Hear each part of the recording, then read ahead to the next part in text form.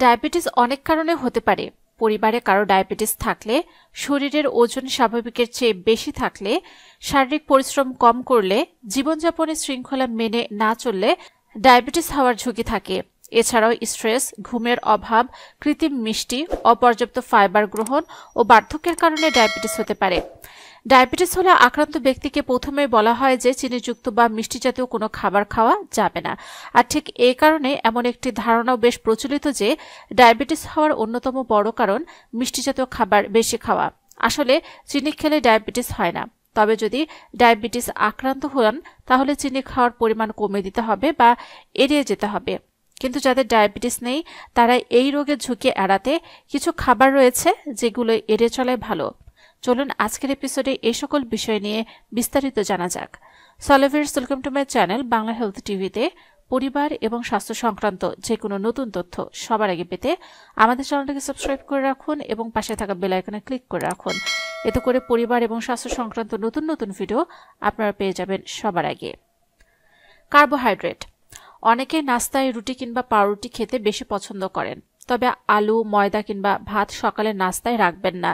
এটা রক্তে শর্করার মাত্রা বাড়িয়ে দেয়। আর প্রতিনিয়ত যদি আপনারা এটা খেতে থাকেন তাহলে ডায়াবেটিসের ঝুঁকি বেড়ে যাবে। তাই কার্বোহাইড্রেট জাতীয় খাবার যত কম খাওয়া যায় ততই ভালো। প্রক্রিয়াজাত খাবার। এই ধরনের খাবার বেশি খেলে স্থূলতার ঝুঁকি বাড়ে। আর ডায়াবেটিসের অন্যতম কারণ এই ধরনের খাবার। তাই প্রক্রিয়াজাত খাবার এড়িয়ে চলাই ভালো, তাহলে ডায়াবেটিসের ঝুঁকি কমবে। ভাজাভুজি। অতিরিক্ত তেল রয়েছে এমন খাবারে অনেকটা পরিমাণে ক্যালোরি থাকে। এছাড়া এই খাবার কিন্তু বাড়িয়ে দিতে পারে শরীরে ফ্যাটের মাত্রা।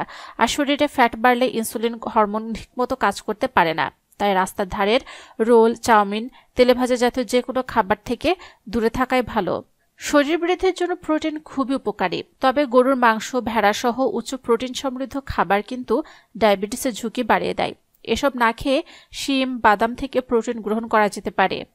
দুগ্ধজাত খাবারে রয়েছে ক্যালসিয়াম ও ভিটামিন, কিন্তু ফুল ফ্যাট ডেইরি পণ্য গ্লুকোজ লেভেল বাড়িয়ে দিয়ে হৃদরোগের ঝুঁকি যেমন বাড়ায় তেমনি ডায়াবেটিসের ঝুঁকিও বাড়ায়। আলুতে রয়েছে উচ্চমাত্রার শ্বেতসার ও গ্লাইসেমিক উপাদান।